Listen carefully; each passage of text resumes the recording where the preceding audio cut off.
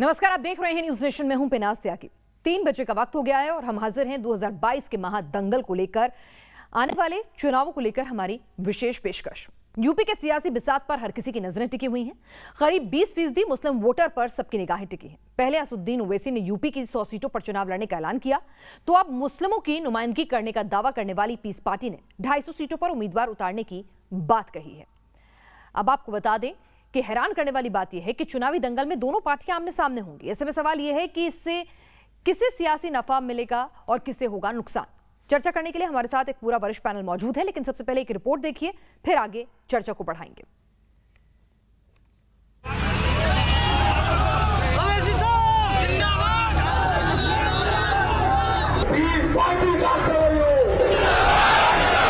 वही जुल्म, वही तासुब, वही आपके साथ आज हो रहा है।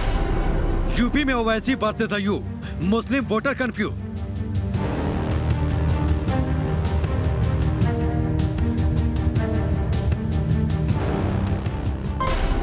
भाईजान में दरार, किसकी चुनावी नैया पार। यूपी के चुनावी महादंगल में मुस्लिम वोटर्स को अपने पाले में करने की होड़ लगी है। मुसलमानों के नाम पर सियासत करने वाली दो पार्टियां आमने सामने हैं। अकलियतों की नुमाइंदगी का दावा करने वाली पीस पार्टी ने 250 विधानसभा सीटों पर चुनाव लड़ने का ऐलान कर दिया है। खास बात यह है कि इनमें वो सीट भी शामिल हैं जिन पर हैदराबाद के ओवैसी की पार्टी MIM ने उम्मीदवार उतारने का फैसला लिया है।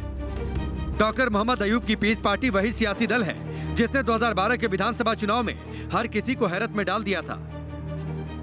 2012 के यूपी चुनाव में पीस पार्टी ने 208 उम्मीदवार चुनावी मैदान में उतारे, 4 को जीत मिली और 2.4% वोट अपने खाते में लिया। हालांकि 2017 में पीस पार्टी 2012 वाले अपने प्रदर्शन से काफी पीछे रही। 2017 में 68 उम्मीदवारों में से 67 की जमानत जब्त हो गई। सभी सीटों पर पार्टी हार गई और वोट फीसदी भी घटकर 0.3% रह गया। 2017 के इस खराब प्रदर्शन के लिए पीस पार्टी ओवैसी को जिम्मेदार मानती है। पार्टी ने ओवैसी को बाहरी बताते हुए कहा है कि 2017 में MIM ने उनके पार्टी के कैंडिडेट्स के खिलाफ उम्मीदवारों को उतारकर भारी गलती की, जिसका खामियाजा उन्हें 2022 के चुनाव में भुगतना होगा। पीस पार्टी उत्तर प्रदेश में 2008 से लगातार मुस्लिम समाज और सभी वंचित समाज की राजनीतिक हिस्सेदारी के लिए संघर्ष कर रही है। हम लोग सभी सीटों पर चुनाव लड़ने में सक्षम हैं और अगर मेहमान बिना घर के मालिक से बात किए आता है तो उसकी नीयत साफ नहीं है।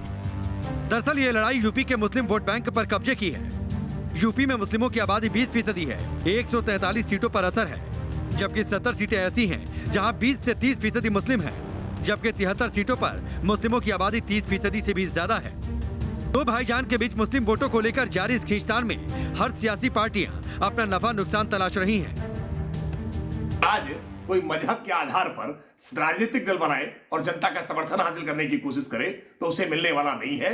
आज उत्तर प्रदेश में जो भी जातीय दल है या मजहबी दल है उनका जनाधार खत्म हो गया है। इसीलिए उत्तर प्रदेश में फिर योगी आदित्यनाथ जी की वापसी हो रही है। समाजवादी लोग हमेशा सामाजिक न्याय की बात करते हैं, समाज के विकास की राजनीति करते हैं, समाज में हर जाति, हर धर्म, हर वर्ग का सम्मान करती है और हर वर्ग को आगे ले जाने की बात करती है, चाहे वो किसी जाति धर्म का हो। कांग्रेस पार्टी न तो सांप्रदायिकता के नाम पर चुनाव लड़ेगी, न धर्म न जाति के नाम पर। कांग्रेस पार्टी विकास के नाम पर चुनाव लड़ेगी। पीस पार्टी यूपी के पूर्वांचल के मुस्लिम बहु सीटों पर सियासी समीकरण को प्रभावित करने की हैसियत रखती है। ओवैसी भी ओम प्रकाश राजभर की पार्टी SBSP से गठबंधन कर इस इलाके के सियासी आसमान में अपनी पतंग उड़ाना चाहते हैं। लेकिन जिस तरह से पीस पार्टी और MIM एक बार फिर आमने सामने हैं, उससे इस बार भी उड़ान भरने से पहले पतंग के कटने का संकट ज्यादा है। Team news nation. और महादंगल के इस महाडिबेट को शुरू करते हैं। हमारे साथ वरिष्ठ पैनल जुड़ चुका है। अनिला सिंह हमारे साथ BJP के प्रवक्ता हैं, शादाब चौहान है हमारे साथ पीस पार्टी से, दानिश कुरैशी हमारे साथ AIMIM से जुड़े हैं और अंशु अवस्थी जी कांग्रेस से हमारे साथ जुड़ेंगे। लेकिन सबसे पहले राउंड 1 का सवाल हम आपके सामने रखते हैं। 2022 के महादंगल में राउंड 1 में हम किन सवालों पर बात कर रहे हैं? यूपी में ओवैसी वर्सेस अयूब, मुस्लिम वोटर क्या कंफ्यूज नहीं होगा? यही सवाल लेकर मैं अपने पैनल के पास जाती हूँ। सबसे पहले मुझे एक बात बताइए कि अगर मुस्लिम वोट बैंक में ही दो फाड़ हो जाएगी शादाब साहब, तो फिर मुस्लिम वोटर ही बट नहीं जाएगा? पार्टी संपूर्ण मानवता को बिना भेदभाव दिलाने के लिए एक मानवतावादी सरकार बनाने के लक्ष्य से कार्य कर रही है। हमारा लक्ष्य सरकार बनाना है, सरकार में हिस्सेदारी है। लेकिन सवाल उन लोगों से है जो लोग हमारे मेहमान हैं, हम एहतराम करते हैं, बाहर से आए हैं, वो यहाँ आकर उस मकान के मालिकों से, वहां के मेजबान से बात नहीं करना चाहते, वो बांटना चाहते हैं। फॉर एग्जाम्पल 2017 के चुनाव, यानी आप कह रहे हैं कि आपसे गठबंधन नहीं करना चाहते एआईएमआईएम, ओवैसी साहब की पार्टी आपके साथ दोस्ती का हाथ नहीं बढ़ा रही है, आपसे गठबंधन नहीं कर रही है, आप के इलाके में आ रही है और आपसे बात नहीं कर रही है। मैडम, मैं आपको बिल्कुल स्पष्टता के साथ बात बता रहा हूं कि पार्टी 2017 में जब चुनाव लड़ रही थी तो असद भाई ने कल भी एक इंटरव्यू में कहा कि मैं लीडर बनने नहीं, क़यादत खड़ी करने आया। चलिए, कुछ टेक्निकल इश्यूज हैं। दानिश कुरैशी साहब जवाब दीजिए, बाहर से आते हैं आप और वहां पर जो पार्टी पहले से काम कर रही है ग्राउंड पर मुस्लिमों की भलाई के लिए, आप सिर्फ वोट बटोरने काटने आ गए हैं, उनसे तो आपने बातचीत करी ही नहीं, उनसे तो आपने कोशिश की ही नहीं कि हाथ मिलाएं और साथ होकर एकजुट होकर सो कॉल्ड कट्टरपंथी ताकतों के खिलाफ लड़ा जाए।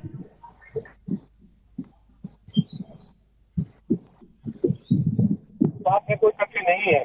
आप देखिए, असदुद्दीन ओवैसी साहब यूपी में चुनाव नहीं लड़ रहे हैं, वो चुनाव लड़ाने वहाँ उन्होंने लीडरशिप दी है और शौकत मलिक साहब की अगुवाई में चुनाव लड़ा जाएगा। शौकत मलिक साहब के पास वहाँ पे आउटसाइड पावर्स हैं, इस तरीके से वहाँ की चुनावी रणनीति बनाई जाए।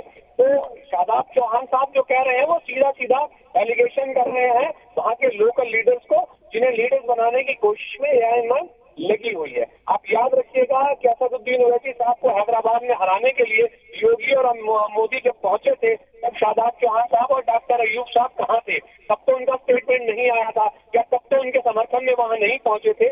मैं उनके व्यक्तिगत कोई या पार्टी के एहतियात से कोई टिप्पणी नहीं करना चाहता, लेकिन मैं सिर्फ इतना ही कहना चाहता हूँ कि इस देश में कट्टरपंथी ताकतों को ये समझ में आ गया है कि सियासी समझ जिस तरीके की एआईएमआईएम के सदर साहब असदुद्दीन ओवैसी साहब की है, और आने वाले दिनों में जिस तरीके से रिलीजियस माइनॉरिटी को, जो कॉन्स्टिट्यूशन का एक फेस था जिसको बहुत चालाकी के साथ से सो कॉल्ड सेक्युलर पार्टियों ने दबाया, उसके मुखालिफ एक ताकत बन रही है। आप रोज बरोज पार्लियामेंट में देख रहे होंगे, असेंबलीज में देख रहे होंगे, या कॉर्पोरेशन पंचायत में भी देख रहे होंगे कि जहां जहां एमआईएम के नुमाइंदे हैं वहां वहां वो अपनी आवाज बुलंद कर रहे हैं। चलिए, शादाब साहब से इसका जवाब लूंगी, लेकिन अनिला जी और अंशु जी को भी चर्चा में शामिल करूंगी। अनिला जी, आपके लिए तो फायदे का सौदा है, मुस्लिम वोट बैंक वैसे भी आपके खाते में नहीं जाता है, और अगर उसी में फूट पड़ जाएगी, वही बढ़ जाएगा, तो कहीं ना कहीं आपके जो मुख्य विरोधी दल हैं उनसे आपको एक एज मिल जाएगी। नहीं, मैं देख रही हूँ कि जिस प्रकार से जो नेता हैं, चाहे वो डॉक्टर अयूब खान हो, चाहे वो ओवैसी जी हो, जिस प्रकार से ये दावे कर रहे हैं कि नहीं मुसलमान जो है हम ही को वोट करें, ये कोई कबलाई मानसिकता नहीं लग रही है आपको कि भाई नहीं मैं इसका हेड हूँ, मैं इसका हेड हूँ? क्या समझ के रखा हुआ इन लोगों ने मुसलमानों को? मुसलमानों के लिए किया क्या, मुझे ये बता दें। कि जो दावे करते हैं, चाहे वो समाजवादी पार्टी को भी आप इसमें इंक्लूड कर लीजिए, जो और बीएसपी को भी इंक्लूड कर लीजिए, कांग्रेस को भी इंक्लूड कर लीजिए, जो दावे करते हैं ओवैसी साहब की तरह या डॉक्टर अयूब खान की तरह कि भाई नहीं मुसलमानों हमको वोट दो, सबसे पहले तो इनसे हिसाब लेना चाहिए मुसलमानों को कि भाई बताओ लोगों ने किया क्या, केवल वोट लेने के अलावा क्या लिटरेसी और इसीलिए आज वहां पर सब ग्रुप खड़े हो गए हैं। अंशु साहब को भी चर्चा में शामिल करूं पहले राउंड के लिए, क्योंकि पहला राउंड यहाँ खत्म करें। अंशु साहब, आप लोगों ने अल्पसंख्यकों के लिए कुछ किया नहीं, और इसीलिए अल्पसंख्यक जो है अब छोटे छोटे पार्ट्स में अपना हितैषी, अपना किसी को मानकर अब खुद ही वो बट रहा है, जो आपके लिए नुकसान का सौदा हो जाएगा। देखिए, मैं एक बात बड़ी विनम्रता से कहूँगा कि देश में जो भी लोग जाति और धर्म की आधारित राजनीति कर रहे हैं, जनता आप समझ रही है, उनका जवाब देने जा रही है। पिछले 10 सालों में भारतीय जनता पार्टी ने जाति और धर्म की राजनीति को बढ़ावा दिया, इसमें कोई दो राय नहीं। जिससे जो आम जन से जुड़े मुद्दे थे, चाहे बेरोजगारी हो, अशिक्षा हो, या जनसंख्या वृद्धि को लेकर हो, या गिरती अर्थव्यवस्था हो, वो कहीं ना कहीं पीछे जाते हैं। हम भारतीय जनता पार्टी से, उनके प्रतिनिधियों से, सभी से अनुरोध करेंगे कि कम से कम अब इस दौर में, जब देश 21वीं सदी में भारत 5वीं विश्व की सबसे बड़ी अर्थव्यवस्था है, आप कम से कम कृपया करके जाति और धर्म की राजनीति छोड़ दीजिए।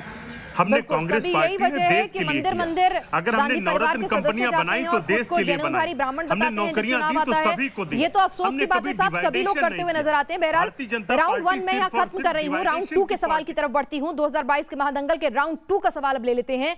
भाईजान में दरार पड़ी है तो किसकी चुनावी नैया पार होगी, अगला सवाल हमारा ये है। और क्योंकि ओवैसी की पार्टी और साथ ही साथ पीस पार्टी दोनों की नजर जो है मुस्लिम वोट बैंक पर होगी, तो ऐसे में किसकी नैया पार होगी। सबसे पहले ओवैसी साहब की पार्टी से बात कर लेते हैं, यहां पर उनसे जान लेते हैं कि किसकी नैया पार होगी। यहां शादाब चौहान जी भी हैं और दानिश जी भी हैं। दानिश जी, पहला आपसे, यहां पर ओवैसी साहब जो हैं अगर खेल बिगाड़ेंगे पीस पार्टी का, तो कहीं ऐसा तो नहीं कि आप दोनों का तो फायदा नहीं होगा और बाजी किसी और के हाथ लग जाएगी जिसके खिलाफ आप लड़ने का दम भरते हैं, दावा करते हैं? क्या वाकई में आप उनके खिलाफ लड़ भी रहे हैं या इनडायरेक्टली मदद पहुंचा रहे हैं? देखिए, अभी भाई साहब कह रहे थे कि भारतीय जनता पार्टी से वो गुजारिश कर रहे थे। आप देखिए, देश को इन्होंने कहाँ ला दिया। एक राजकीय पार्टी इतनी मजबूर हो गई है कि सांप्रदायिकता के नाम पर स्थायी सत्ता में अब उन्हें गुजारिशें करनी पड़ रही है। दरअसल ये कट्टर ताकतें जब अपना फन फैला रही थी तभी इनको रोकना चाहिए था, बजाय इसके आज ये इतने मजबूर हो गए। रह गई बात मुसलमानों की या दलितों की, पिछड़ों की, लेकिन एमआईएम अकेले मुसलमानों की बात नहीं करता। सियासी जुल्म जिन पर भी हुआ है, चाहे वो आदि जाति के लोग हो, चाहे दलित हो, चाहे मुसलमान हो, बहुत चालाकी के साथ इन लोगों पर सियासी जुल्म हुआ है।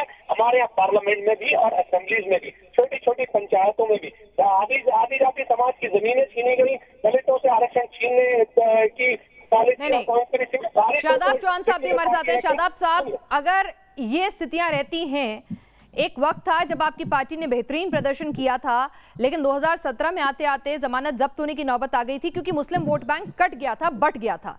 तो आपको लगता है कि इस बार भी यही करेगी ओवैसी की पार्टी और फायदा पहुंचा देगी बीजेपी को? मैडम, पीस पार्टी 2008 से सरकार बनाने के लिए संघर्ष कर रही है। 2012 में जनता ने आशीर्वाद दिया। 2017 में जो भाषा योगी जी इस्तेमाल की डॉक्टर अयूब साहब के लिए, वही भाषा असद ने इस्तेमाल की और मुस्लिम क़यादत मजबूत करना था। तो डॉक्टर अयूब साहब के खिलाफ चुनाव करके जो मात्र 11,000 वोट पाए, तो सिर्फ वोटों को कंफ्यूज किया, वोटों को बांटा। और वोटों को बंटवारा अगर रोकना है तो सबसे करें, सबको इस पे विचार करना पड़ेगा। और दूसरी बात, मैं जो एमआईएम के प्रवक्ता बैठे उनसे कहूं, अभी आप असद भाई को फोन लगाइए और बोलिए कि पीस पार्टी का सिपाही शादाब चौहान कह रहा है कि हमारी विचारधारा अहकाम इलाही निजाम मुस्तफा का राज कायम, संपूर्ण मानवता को न्याय देने की है। क्या आप इस विचारधारा के साथ हैं या नहीं है? ओवैसी साहब लेना नहीं चाहते हैं, यहाँ पर कांग्रेस के लिए कितनी मुश्किलें हो जाएंगी, क्योंकि अंशु साहब वोट बैंक तो आपका भी यही है ना? उत्तर प्रदेश की जनता समझदार है, जो बंटवारा चाहता है उसको जवाब देगी उत्तर प्रदेश की जनता। ये उत्तर प्रदेश जाति और धर्म की राजनीति नागरिकों को जो बांटने की बात करेगा तो एक सभी देश के प्रत्येक जनमानस के लोग कांग्रेस पार्टी का वोट बैंक हैं। हम कभी जाति धर्म की राजनीति नहीं करते। दूसरा, हमारे साथी ने कहा कि ये कैसे अनुरोध कर रहे थे। मैंने इसलिए अनुरोध किया कि ये भारत की सभ्यता है। हम इनके तानाशाही के खिलाफ सड़क पर लड़ते भी हैं, लेकिन जहां जरूरत हो वहां हम अपील भी करते हैं, दरख्वास्त भी करते हैं, क्योंकि भारतीय जनता पार्टी के लोगों को देश का जनमानस और समाज जान चुका है। ये रोजगार नहीं दे सकते, बेरोजगारी बढ़ती जा रही है, अशिक्षा बढ़ती जा रही है। अब देखिए उत्तर प्रदेश में किस तरीके से जंगल राज फैला हुआ है, महिलाओं के साथ जितना अत्याचार उत्तर प्रदेश में हो रहा है। हम लोग राउंड 3 की तरफ बढ़ते हैं। ओवैसी की पार्टी, एआईएमआईएम और पीस पार्टी दोनों की नजर पूर्वांचल पर है, जहां पर मुस्लिम वोट बैंक जो है एक बड़ी तादाद में मौजूद है। ऐसे में यहाँ पर डगर कितनी मुश्किल होने वाली है पार्टियों के लिए, इस पर चर्चा करते हैं। हमारे साथ तमाम लोग मौजूद हैं। अनिला जी, ओवैसी साहब ने बिहार में तो आप लोगों की मदद कर दी, आपको लगता है ओवैसी साहब हैं, यहाँ पर पीस पार्टी है, बिहार जैसा ही कुछ मदद आपकी यहाँ पर भी कर देंगे एंटी इनकम्बेंसी से फाइट आउट करने के लिए लोग? नहीं, आपके पास अगर ऐसी कोई जानकारी है कि ओवैसी साहब आपने भारतीय जनता पार्टी की मदद करी थी बिहार के चुनाव में, तो बिल्कुल आप फैक्ट्स के साथ अपने चैनल पे आप उसको अनिला जी, ये सब जानते हैं कि जहां उनके कैंडिडेट थे, जहां जीत हासिल की उन्होंने, उसमें कहीं ना कहीं जहां क्लोज फाइट्स थी वहां पर वोट बट गए और जिसका फायदा कहीं ना कहीं जेडीयू और वोट बट गए। तो ये आप कैसे कह सकती हैं कि भारतीय जनता पार्टी की मदद वो कर रहे थे? अगर हम किसी को रोक लें हाथ पकड़ के, जेल में ठूस दें कि तुमको चुनाव नहीं लड़ना है, ये अधिकार हमारे संविधान ने दिया हुआ है। और खैर, मैं बिहार की बात नहीं कर सकती हूँ, जिसकी जो समझ है वो उस प्रकार से बात कर सकते हैं। अगर मैं उत्तर प्रदेश में बात करती हूँ तो ये जो ओवैसी जी की पार्टी है, उनको 4 साल पहले ही मैंने कह दिया था कि ये जिन्ना इन मेकिंग है। जो इनकी भाषा है, जो गंदगी फैलाते हैं अपने मुंह से, इन्होंने उत्तर प्रदेश में पिछले चुनाव में भी पार्टिसिपेट किया था और तकरीबन जो है ये 38 सीट्स पे लड़े थे, 37 सीट्स पे इनकी जमानत जब्त हो गई थी। और ये जो पीस पार्टी है ये 68 सीट्स पे लड़े थे, 67 सीट्स पे इनकी जमानत जब्त हो गई थी। अब ये आपस में ही झगड़ रहे हैं। अरे अब झगड़ो, भारतीय जनता पार्टी से क्या मतलब है? भारतीय जनता पार्टी शादाब साहब से भी जवाब ले लूं और इस बात का दानिश कुरैशी साहब से भी। अनिला जी कह रही हैं आपकी तो जमानत जब्त हो जाती है, आप उनका कुछ नहीं बिगाड़ पाएंगे, और आप आपस में भी लड़ रहे हैं, तो फिर तो भूल ही जाइए।